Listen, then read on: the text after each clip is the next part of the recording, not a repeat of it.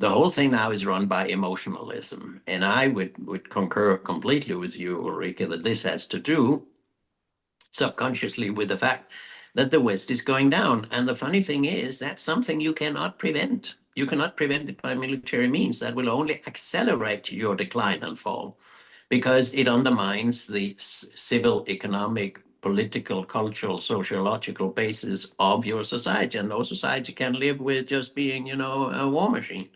So this it's like a drug addiction, I have a problem, and then I take some more drugs, and I have a bigger problem. That's what weapons are today.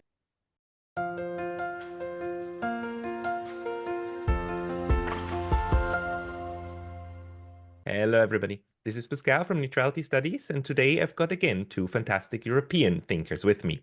I'm talking to Dr. Ulrike Guérot in Germany and Dr. Jan Oberg in Sweden. Both of them are intellectuals who founded peace organizations. Ulrike, most recently, the newly established European Transcontinental Initiative, and Jan created over 30 years ago the Transnational Foundation. Today we want to talk about peace activism with some advice from intellectuals with experience on what we all can do to get out of this escalation spiral. So Ulrike, Jan, welcome. Thank you.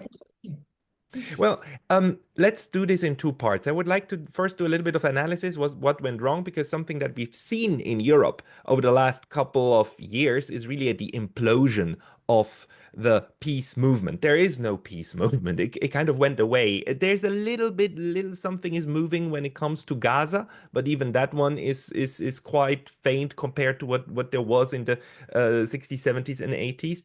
And then in the second part, we want to talk about what we can do about it.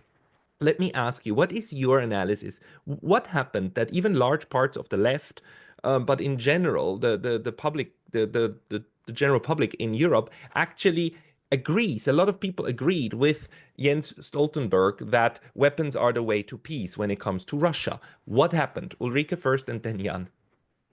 Yeah, not only Jens Stoltenberg, so weapons are an instrument for peace is also the Evangelic or Protestant Church in Germany. That's even more astonishing that they also had a sort of a very clear stance on weapons delivery as an instrument for peace. So it's really astonishing how sort of that thinking could change, and how the Green Party especially could shift from Petra Kelly, who in the 80s was one of the flag figures for, the big peace movement when we had the Pershing missiles SS-20 debate in 83, 400,000 people at Bonn University by then. And 40 years after, you have a Green Party in Germany who's basically the head of the weapons armament sort of industry policy, with Annalena, with Hofreiter, and many others who shifted, like we say, from green to olive, So here's what I think. I mean, the last big important, say, peace demonstration we saw was with Iraq. I can remember, and I was there, that in 2003, when the Iraq war started, the big Unter den Linden sort of streets in Berlin were really full. There were really 10,000s of demonstrations. And some of you may know this very brilliant novel from Alan McAyan, the British writer, who has a novel called Saturday. And he describes the day where the peace demonstration in London against the Iraq war took place. So I can only recommend that very short novel called Saturday by McAyan. So we had demonstrations in New York, in Barcelona, Madrid, Berlin, everywhere in 2003. And as you say, then it fall down. My interpretation is twofold. The one is that the overall, say, global left movement basically failed in the early sort of 0 years. It failed with Alexandra Negri, held Negri, this sort of social summit, Multitude. There was a huge movement about the Multitude and the connects between ecology, peace, and social justice. And there was this Porto Alegre social summit in 2004, I think, and that was the last big sort of left momentum where the left tried to do peace and social justice and ecology in one momentum, and they called it Multitude, Negri Hart. Yeah, by then were the intellectual frontrunners. And we haven't seen something the like since ever then. And banking crisis, a couple of years later, brought austerity protest, brought some social protest, yeah, but also this was wiped away. And I think the youth, the young generation, which normally goes for peace, it's the instinct of a young generation going for peace, that this young generation was basically, let's say, instrumentalized or whatever, guided in the discourses they do. They did George Floyd, they did diversity, they did climate, transgender. I mean, there were popping up a lot of other discourses. And Greta Thunberg is a very good example because she was the front runner for climate, yeah, stay home for climate, school strike for climate. And the moment that she moved out of the consensus and she did the Gaza thing, she was also kicked off. Yeah. So what it tells us is that there are sort of allowed protestations and non-allowed protestations, or there are protests which is sort of the media amplify, and protests the media don't amplify. So there's a good demonstration and a bad demonstration. Yeah, Christopher Street Day is a good demonstration, and transgender and George Floyd and peace demonstrations are, nobody looks at them.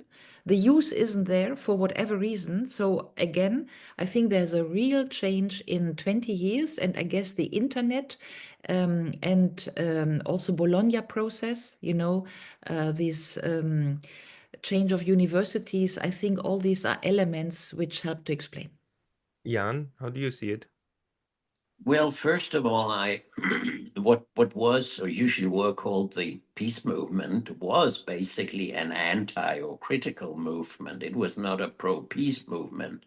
We were against nuclear weapons. We were against intercontinental middle-range missiles in Europe in the 80s, etc. There was very little of what Johan Galtung would call positive peace and positive peace thinking.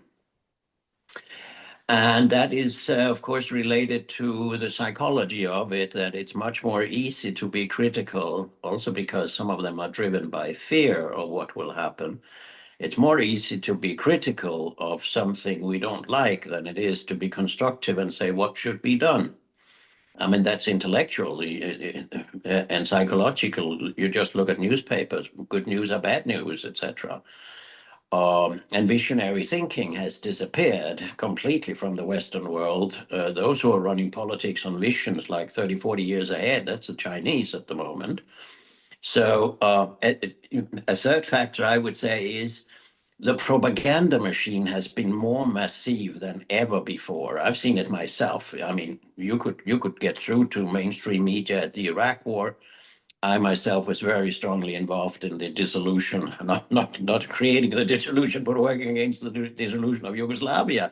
You could get to CNN and BBC with other views about Serbia or ethnic cleansing or Kosovo or whatever. That's totally impossible today. There's nobody who wants to hear anything but the main narrative that has been decided once and for all. And mind you, and that's, I think, the first time I've seen that in 50 plus years, there is a very high consensus between politics, media, and research. Peace research basically has disappeared.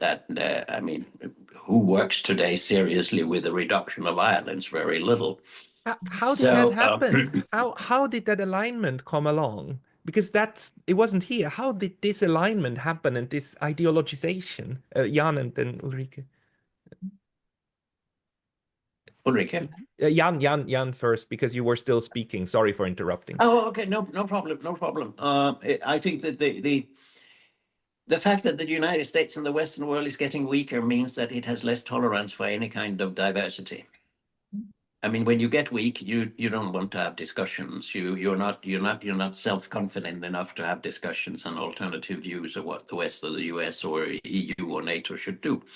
So that's very clear to me that is related to a falling empire that says control of what is happening. You see it right these days also. There's total bewilderment because of the US initiative now vis-a-vis Ukraine and Moscow, but that's a long story and that's not what we're going into.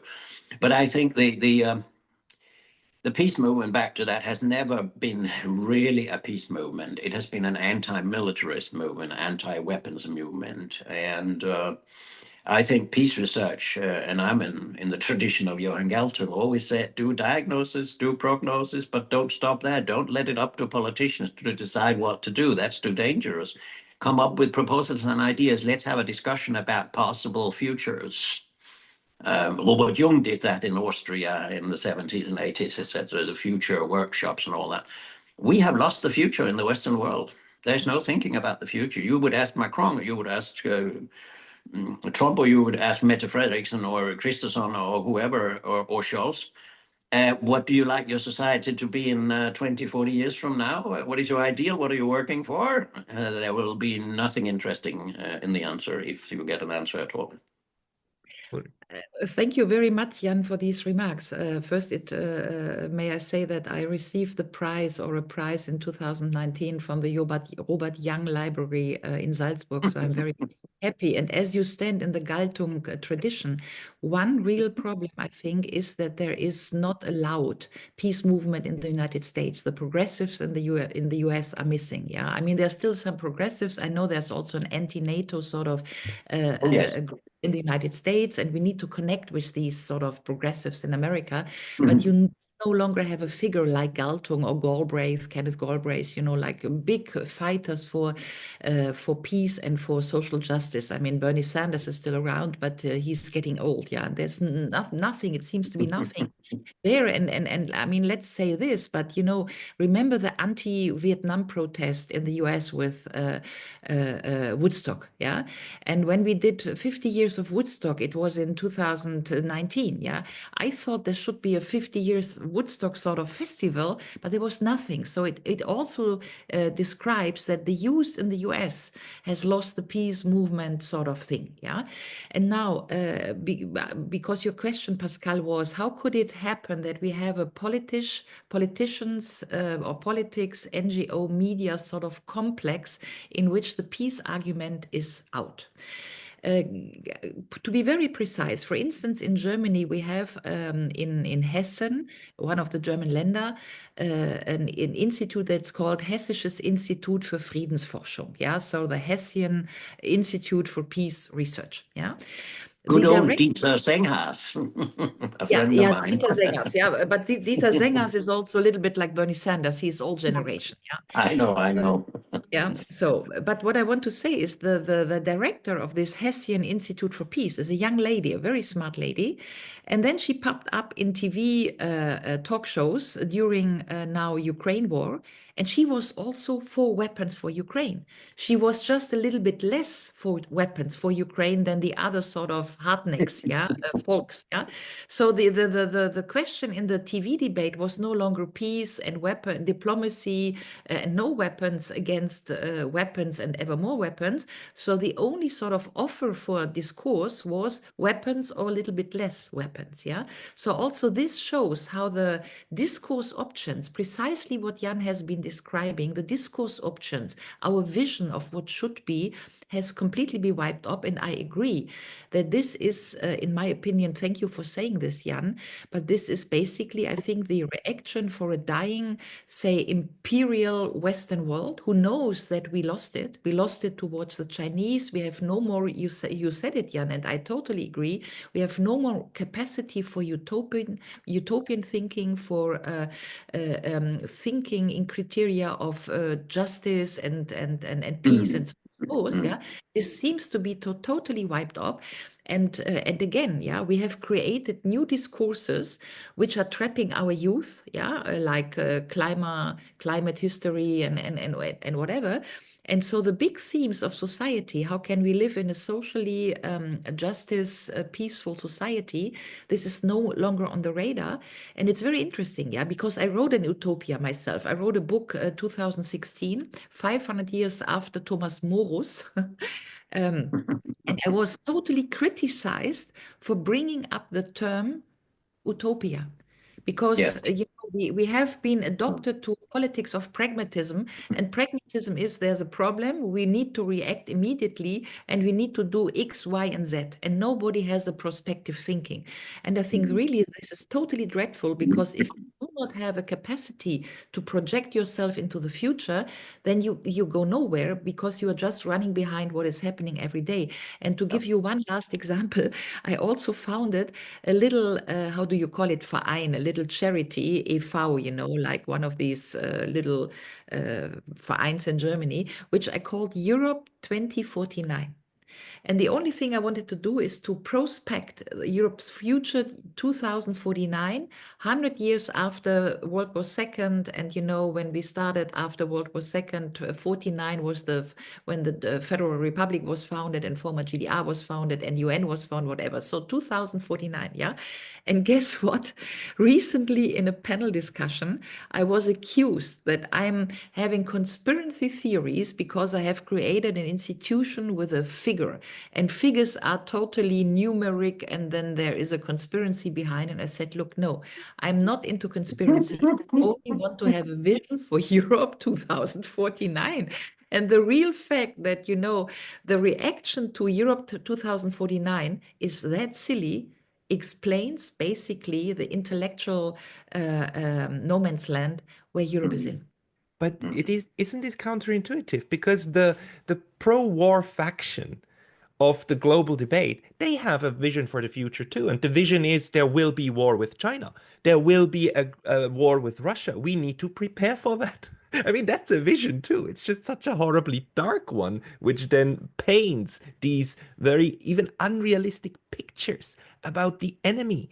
But at this we used to reject that. At least there used to be a good part of the population in the 60s, 70s, and 80s that rejected that and said, nah, no, that's not the visions we want.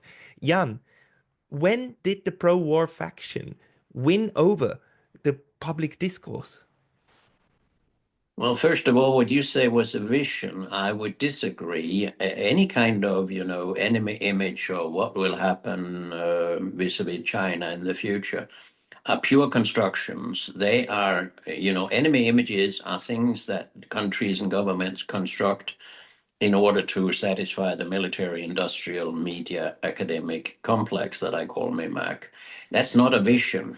That's just a tool for squeezing out more money, if you will, of the taxpayers, because the taxpayers, unfortunately, are those who pay for all these stupid things, which is why I, by the way, think that taxpayers' protests and decline of paying that percentage of what that goes to your national defense or military should be abolished, that people should say, I refuse to pay for these wars. And so the military can go out and sell coffee and cakes in order to gather money for their wars. But long story short, I think that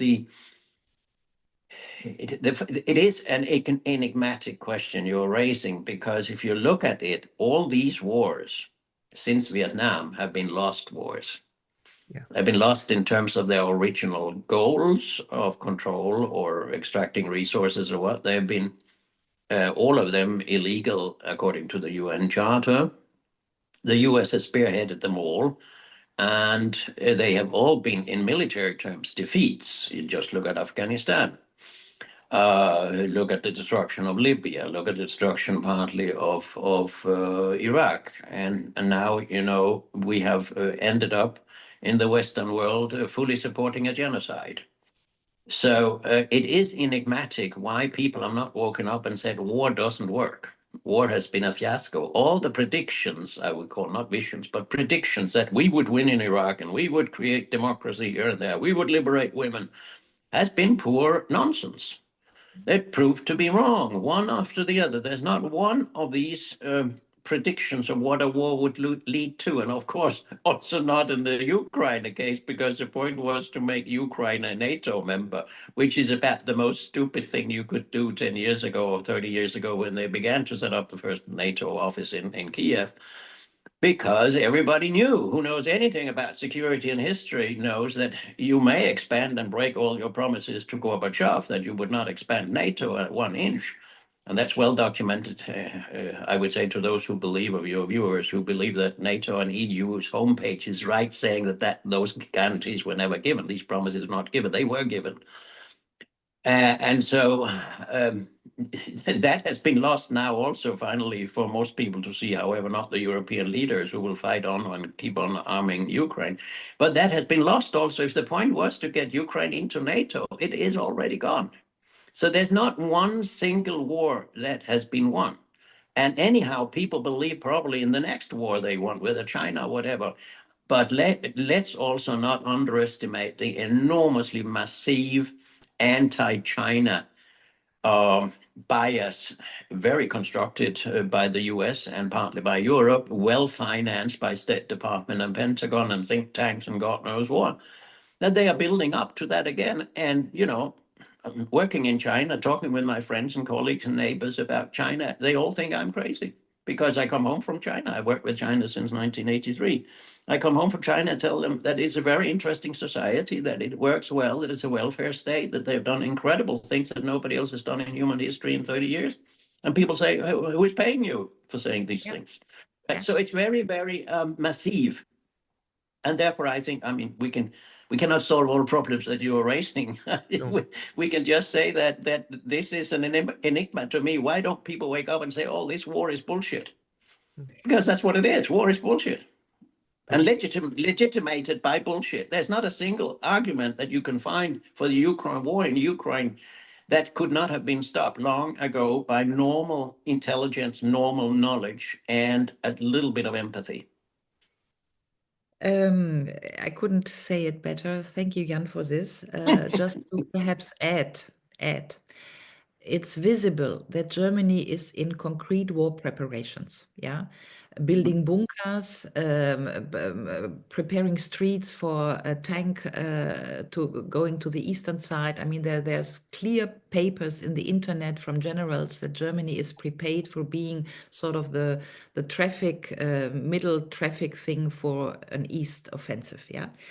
So that is sad enough. What is also sad that on every sort of bus station, I have now little soldier pictures, mostly women, by the way. This is the perversion of feminism, that I see a very smart looking young lady in an uniform, yeah, sort of, you are ready, you can do it, sort of this sort of, you know, emotional triggering that she is born for war, yeah. I mean, that is also, I mean, that we can do this in a civilized world as a PR thing, for me, is just shocking, yeah. But because you said it, Jan, I just want to sort of relay on what you said, yeah? This sort of going against China and Russia thing seems imminent to me too. And it's totally, I mean, if you remember how weird that is, I think it relates to the fact that Fukuyama gave us the book, The End of History. And we are still in this winning team sort of thing. We won that story. And the West is realizing that we are nowhere. We are nowhere in economic terms. We are nowhere in terms of resources. There's the BRICS world emerging. We are nowhere with respect to cheap labor, and the dynamism is in the East. But still, we are thinking that we are the good guys, we are the West, and end of history is our end of history, and that we are the democracy promotion people and the whatever social market economy promoting people. Although we see that the US basically plunged half of its population into poverty in the past 20 years, where the Chinese pulled up 2/3 of their population into wealth. Yeah. So even if you look at which system is better in delivery for people, you would point to China and not to the US. Yeah. And I wrote this in a recent book. Yeah. But all these arguments are basically, as Jan said, you cannot make these arguments because the media system and the university school system is so much biased that when you say that the dichotomy between the good guys, us, the West, and these dictatorships like Russia, like China, they are always dictatorships, yeah. So there's a clear dichotomy and we are producing good for our people and the others are not producing good for people. If, and I'm totally with Jan, if then you look at reality and then you realize that, for instance, the West, the so-called West, has been in infringements, breaking the UN law since basically years, and that's why we call it now the rule-based order. The rule-based order is not Exactly. even you cannot find it in the internet. Yeah, it's not even written down. It's basically the rule of the most powerful. It's the US sort of imagined order. That's nothing else than the rule-based order. But our foreign minister Annalena Baerbock is always talking about the rule-based order, and that's the only way to circumvent the very fact that we are in infringements with UN law with respect to Netanyahu, with respect to ICC, with respect to Ukraine, whatever. Yeah, and so there is an argument to make that we are, in the meantime, in the so-called West, in denial of reality.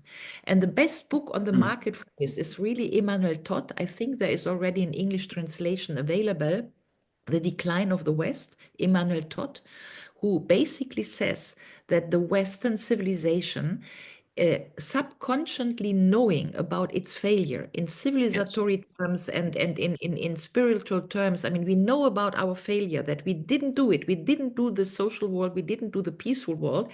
And we know about the failure.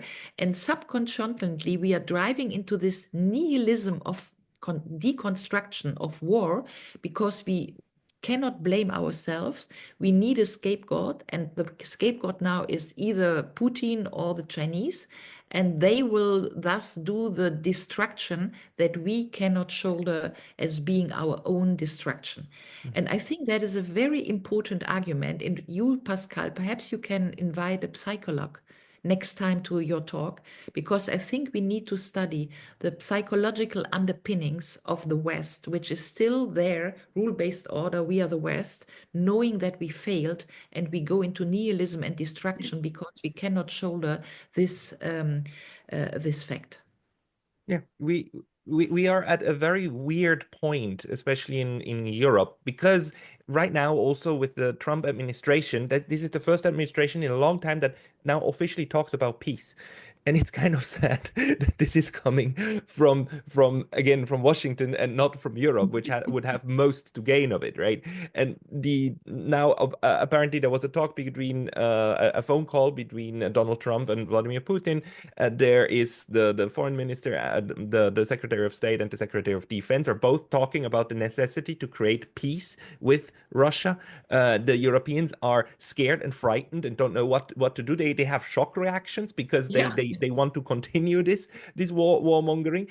But at the same time, it seems to me that compared to 3 years ago, we are now at a different point, because 3 years ago, really, voices for peace from the general public were suppressed. And okay, at the moment still, Francesca Albanese, the UN Special Rapporteur for Palestinian Affairs, was just cancelled from the Freie University of Berlin. So that is still happening. But there's a good number of people, it seems to me, who have now who seek out voices for alternative approaches. And I'm not necessarily speaking about the alternative for Deutschland, but I'm speaking about peace movements. And this is maybe, let's go into the second part. How do we build a new peace movement or even a peace network on the ground to defend ourselves from those warmongers who want to push these policies of self-destruction on us?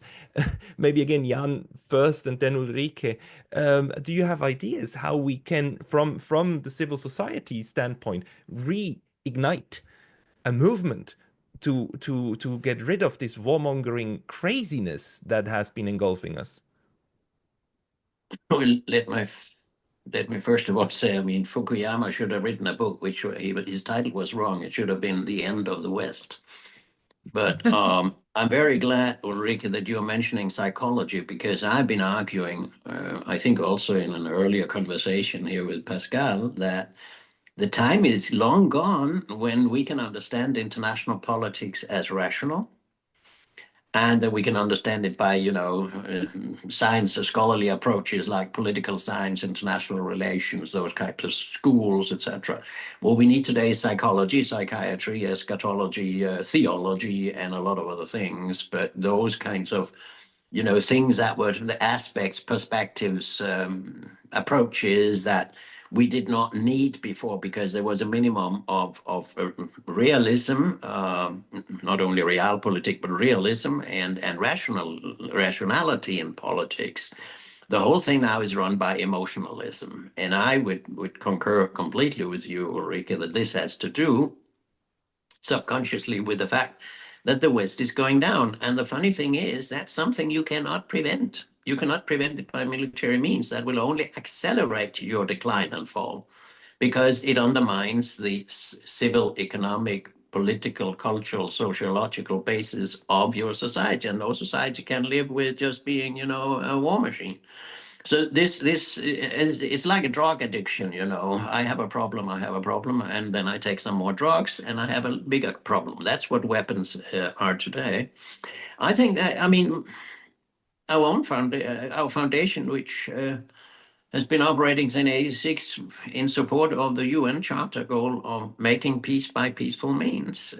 What we do is occasionally, and I would say perhaps half of what we do, is visionary thinking. It's new concepts. We spearheaded already, or I did it with Johan Galtung in 77, I think, the idea of human security instead of national military security. We're talking about global governance now because democracy is falling behind. It's not democracy anymore. But look at the United States, which is supposed democracy, is run by decrees and by executive orders now, and a man who says things without having consulted anybody. But what I'm saying is the military thinks globally, the economic people, the finance people, the corporations think globally. In terms of democracy, the political sphere, then we can only discuss, national. We can go and, we three sitting here, we can go and vote for our national systems, but we can't vote for anybody international. We cannot even vote for who's representing us in NATO or the UN or something like that. We have no democracy globally. It's a global governance, a global democracy, a reformed United Nations, new concepts of peace and security. There's an incredible amount of intellectually interesting, multicultural dimensions to thinking up a better world. And that's actually the only thing that interests me. I'm sick and tired and boring myself with talking about how stupid militarism is, but you have to do it. We're back to the three elements of any good scholarly work that Johan Galtung also kind of wrote quite a few books about, is always know things. That's the interplay between data and theory. Know what you do, what reality is. Then you have the interplay between theory and constructive values or new values, and that is where criticism comes in. The world is not as good as it ought to be. But the constructive part is then to say, what could it be like? And you may have heard me quote before George Bernard Shaw, because I always use this. I don't know whether he actually said it, but he's quoted to have said it, that most people look at the world as it is and ask why. Yeah. But we should look at the world as it could be and ask why not. Yeah, and then as a peace researcher, that's the only thing I can do. I cannot do anything else. My foundation, the one I'm running and my wife and I have set up, we're devoted to that. And we're not going to do anything for as long as we breathe or write and speak. But I can't tell you what others should do. I can't tell you what others should do. I can say to anybody I'm talking with, lectures I give, etc., students I meet, be constructive. Think of what it could be like. But you don't get a job by doing that. Some people have to live through. Thank you so much for saying this, Jan. Pascal, I chime in immediately, but just to repeat in different words. Yeah. But first, there is really a problem that the so-called realist school in the US, Axel Hagerström and all these people, has also been intellectually wiped away. There was a huge school of realism, political realism, George F. Kennan and all these people. John Mearsheimer. And they were basically all taken over by ideologists, Brzezinski and Chessbook and whatever. Oh, yes.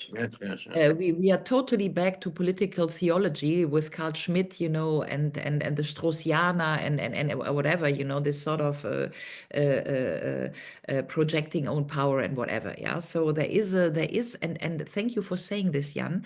I think there is a theoretical sort of vacuum because our universities do no longer allow theory in a way, yeah, because it's all about Yes. applied Yes. science, it's all Yeah. applied pragmatic science, it's all about data, data, data, but theory matters. And the moment we lost theory, we lost theory of political realism, and especially what we lost it in the US. So I'm very thankful for saying this. And you're right. For instance, And thank you for saying that.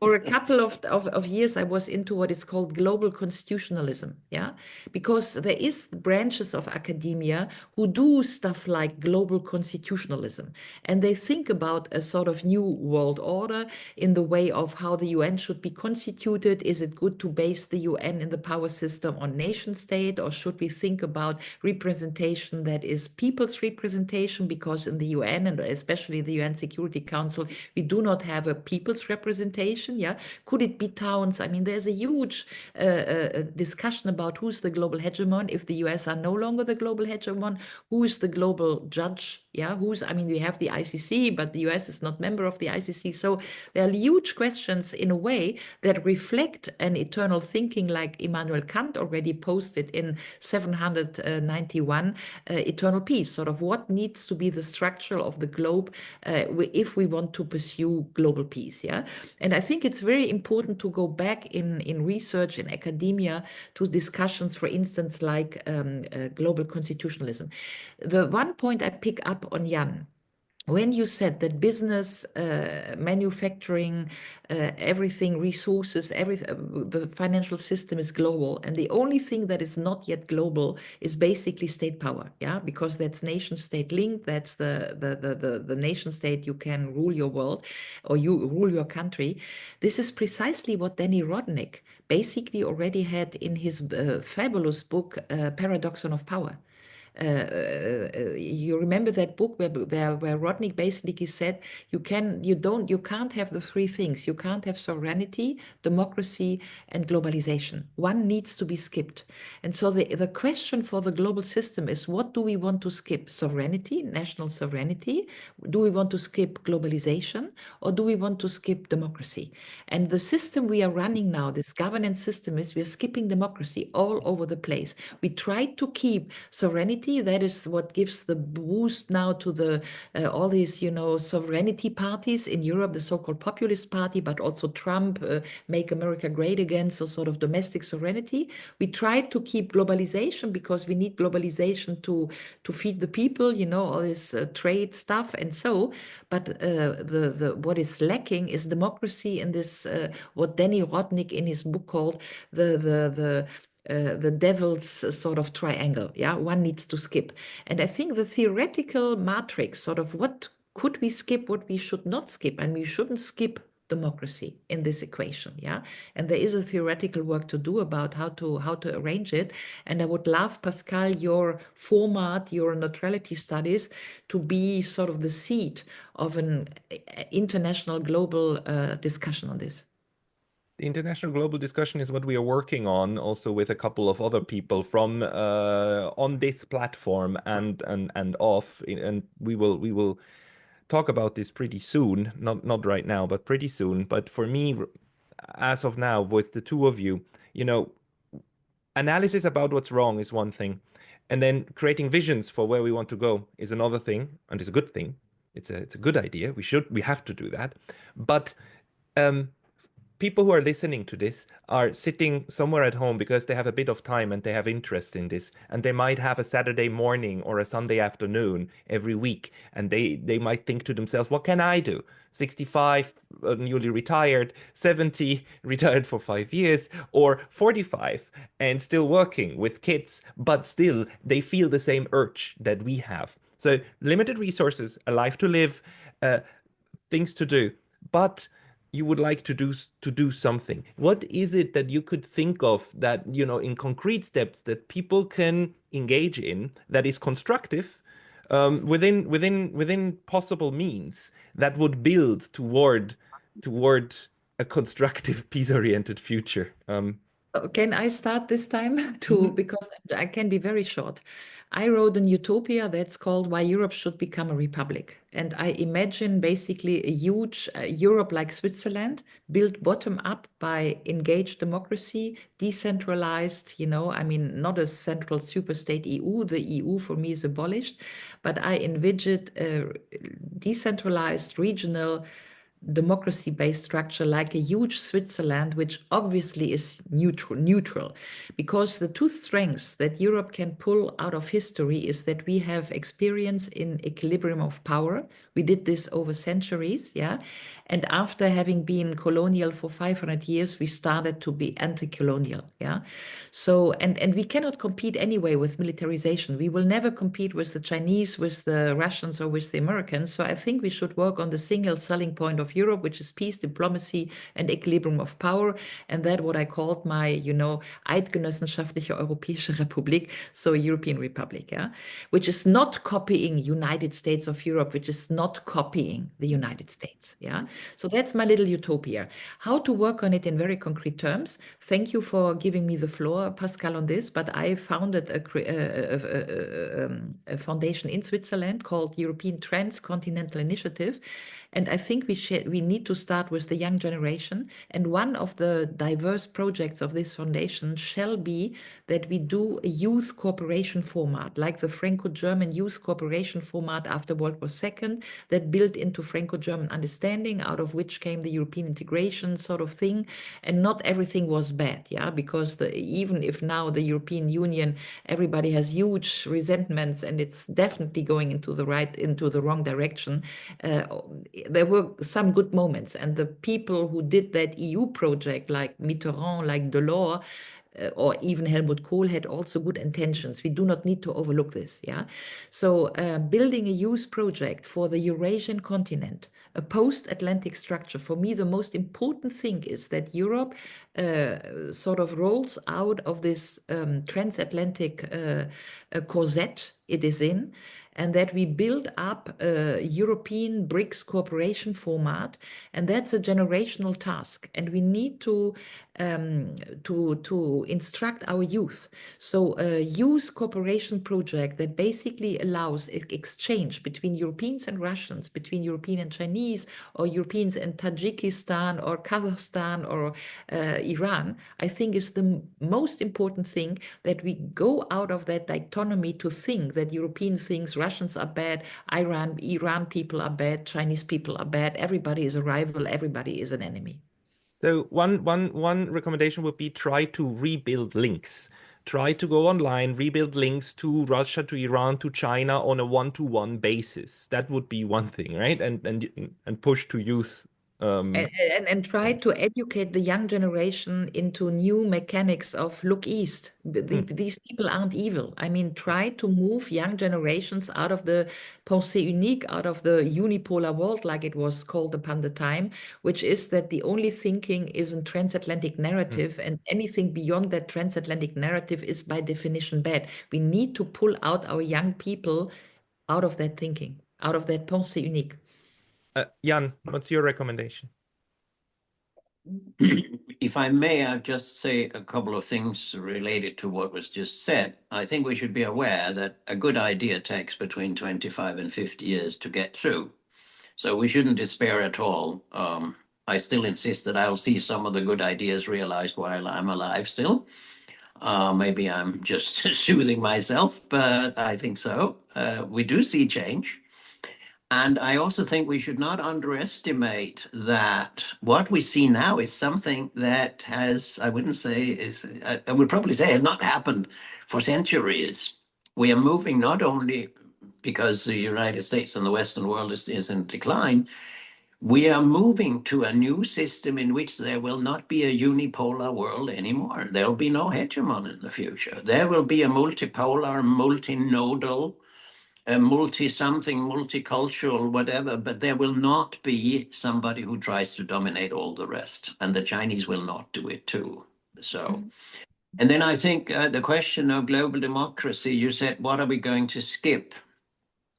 If you ask me, what we should skip is militarism, because the moment we skip that, we get enormous resources. It's militarism that stands against the kind of human cooperation that you just spoke for. It's the idea that we need enemy images. We don't have any friend images that we operate politics on. And so change, whenever we say these things, change them into constructive thinking. When somebody says, you know, globalization, we say, what about globalizing democracy and peace? And so we use these terms and we just expand the existing terms.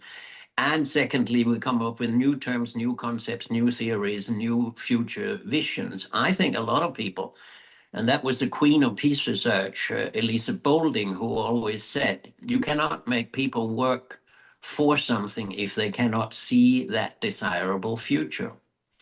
And so the first step, in my view, is to work out desirable futures, future possibilities, and have that a democratic discussion about where to go with the world or our own country.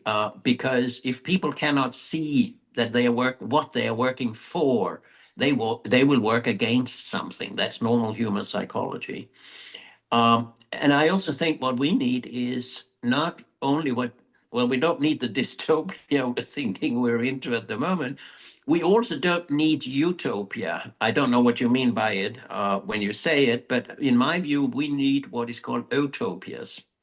Utopia, it doesn't mean EU, the European Union, but it means utopia, meaning the desirable future that is also possible. Whereas utopia has a kind of connotation that it's a dreamlike, fantastic thing, but it can't be reality. And so the moment you can push in any, I mean, I'm trying to do that in my own interviews with media people and say, hey, what if we thought differently? And I'm back to one thing that I have always believed in. Everybody who has a job, who is in a profession, student or doctors or engineers or whatever, there's almost writers, filmmakers, there's almost no one who cannot contribute to peace through their profession if they twist it into that. If you're a teacher at school, you can give the history of peace and not only the history of warfare. We've seen what doctors have done historically by alerting people to the risks of nuclear wars and what would happen if we had it. Now, they are totally into negative peace, if you will, not positive peace. They don't want to talk about alternative security, but they've done a tremendously important job in pointing out to us what would it mean in terms of health if we have even a small nuclear war. So I think that I never wanted to with my students. I don't want to tell people what to do. I'm fundamentally against that, but I want to drop ideas about how could you twist what you already do in the direction of peace. Give it a touch of peace, whatever you do. Give it a touch of peace who you meet later today and how you greet that person. That type of stuff, you know, if billions of people do that, we will change the world. Mm-hmm. But a big plan that we should all buy into, I never believed in. No. Pascal, can I chime in? Because there were two things, Jan, I really was triggered. The one is the utopia, and I totally agree. And perhaps for the listeners, you can find this in the internet. I'm together with Stanislav Strasburger, who is a Pole living in, married to a German woman living in Spain. So he's totally utopia. Living in Andalusia. And he has indeed a utopia project, e-utopia.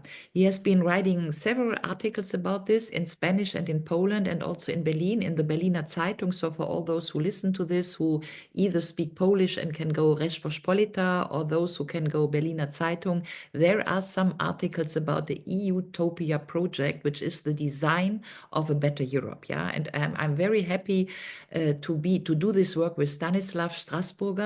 And here's the thing: we claimed for funding when I was at University of Bonn, and we didn't get funding. So there is that matrix, sort of what projects in academia gets funding from foundations and what does not be, what is not funded. Yeah. So let's put this aside. We know that. We know that. So the other aspect, Jan, I really liked into your remark. Everybody who's in a job can do sort of piecework, and there was this globalist sort of touch, yeah. I also think it's a little bit like with AI, artificial intelligence. We do not get that away. We need to work with it and try to make it peaceful. Yeah, we do not get away with globalization. What I see in political terms is that there's a global anti-globalist, like it's called in Germany, the Anti-Globalisten. Yeah, anti-globalist of trend, and the anti-globalist trend is the so-called populist sovereignists in the European Union, Marine Le Pen and Meloni and AfD and FPÖ, but also Modi, who's striving for a sovereign Hindu India, and so on and so forth. Yeah. So I think, and Jan is right, we need to offer concepts of globalization that work. The answer of sort of the perversion of globalization that led us into basically social control, militarization, and social poverty, yeah, is not no globalization, but different globalization. And I think we need definitely to work on concepts, basically reconnecting to what I mentioned earlier in this talk, the multitude and the concepts of Negri and Hard and Social Summit, Porto Alegre, and all these things, yeah, because we were already quite advanced in thinking the different world. But the fear I have is that because the globalization is now unfolding very negatively for so many people, the left behinds. I mean, look at the US and who voted for Trump. It's the left behinds. It's all over the place. It's the left behinds, the people in the regions, the farmers, the peasants, those in structurally weak regions vote for the so-called populist. Yeah. So there is an anti-globalist reaction politically around the world. And again, I think the answer can't be sovereignist and closing borders, but the answer must be very different concepts of how to globalize social justice, how to globalize peace, how to globalize anti-militarism, and so on and so forth. And I think there is a despair for academic research, and it's a pity that this is not appropriately funded. Jan, do you want to react? Yes, I would just say that I'm so happy about what you're saying, Ulrike. Thank you very much. What is it they say? Great minds think alike, and great minds like to think. And that's what we're trying to do in this conversation. We're not talking about a lot of concrete problems or what happened in yesterday and that meeting. We're into something that I find terribly fascinating and necessary. I think what we should have the civil courage to do is also to simply ignore all the fools who shoot down good ideas by, oh, that's not realistic. You know, we've all heard that sentence. Oh, that's very idealistic of you to think that is possible, etc. I mean, everything has started with a stupid idea by a few people, and it's spread. Whether the consciousness about the environment and climate, the first conference in 1972 in Stockholm, the whole women's issue has been started by a few people, of course, soon becoming a snowball effect. But it has always been that somebody said, hey, that's not realistic. And so if we say the most realistic thing is civilian conflict resolution instead of militarism and warfare and killing each other, a lot of people will say that's not realistic, that's not human nature or something like that. It's all simply to be discussed and met. And my impression is that no politician, no people in power are afraid of criticism. They criticize each other. They get a lot of criticism in the media, in letters to the editor. They get it here on the net, etc. But what they don't like and they are very afraid of is that somebody has better ideas than they have. And I used to say it's not very difficult to have better ideas than today's Western leaders. It's not that difficult. Let's move in that direction. Yeah, if they you would hate us for it, but we should do it. If you are having too smart ideas, you are removed from universities in Germany now. So that's a sort of side problem. But let me pick up on this, Jan. Tells you how weak the system is. And Ulrike, I mean, Jan, you know that Ulrike was kicked out of her university, right? So precisely for a book that I wrote with respect to the Ukraine war, describing the context of Europe, a perspective for peace, a peaceful Europe, Ukraine, Russia solution, and a perspective for Europe. Yeah, but let's leave this aside, Jan. I want to pick up on when you said great minds think alike. Thinking has no more value. And there is a real sort of thing here, civilizatory, I mean, a rupture, civilizatory rupture, that with the artificial intelligence, thinking is priceless, but has no more value. Yeah, there is something that thinking in itself is no longer estimated. And what I mean is, perhaps I can point those who read or speak German. Bason Brock is a very important German philosopher. And I did a podcast with him because I also have a podcast format which is called European Citizens Radio. And you find this on Spotify, European Citizens Radio on Spotify. And the number 3, I talk with Bason Brock. And the title is Europe Needs to Refine its Thinking. Europa muss das Denken wiederfinden. Europe needs to refine thinking. And he says that this is the utmost, most important thing we need to do if we want to have a sort of survival in sort of civilizatory dimensions. And I think that's really my pledge. Thinking must be allowed. It takes time. It takes reading books, it takes discussion, it takes so many things, and we are losing it all because we are all in the Zoom and we are all listening. No more, we are no longer writing. There's also the thing about writing and what goes through the body and what ends on the paper. We need to refine the thinking in Europe. For me, that is really important, and that also is one thing that everybody can do, also with respect to children. Yeah, I mean, there is now first things against, I mean, I'm not against digitalization per se, but now you have the first movements in Sweden, in Denmark, in Japan, I think, or even in France, where you have no more cell phones at school, where we try to get children out of the dependency and even the how do you call it? Yeah, dependency from digital tools. Yeah, and all this is related to refine the thinking. Yeah, and in this sense, a large part of what the war narrative rests on is stupid versions of reality, and it rests on the taking away from people the right to think this through for themselves, because it gives you all of these experts that tell you that this is right, therefore it must be right, right? So one of the greatest acts of what's the word of dissent of non-conformism at the moment is just to keep thinking and just to keep engaging and try to have others. And we don't need to tell everybody that they're idiots if they don't see it like us. We tell them, no, you're right, but did you ever think about that? Maybe Vladimir Putin, maybe something like this happened. Not ostracizing, but slowly pushing intellectually towards a more sane future. 1 minute last statements, because we're nearing the hour. We start with Jan, and Ulrike will have the last word. Well, I would just say that peace is better than war.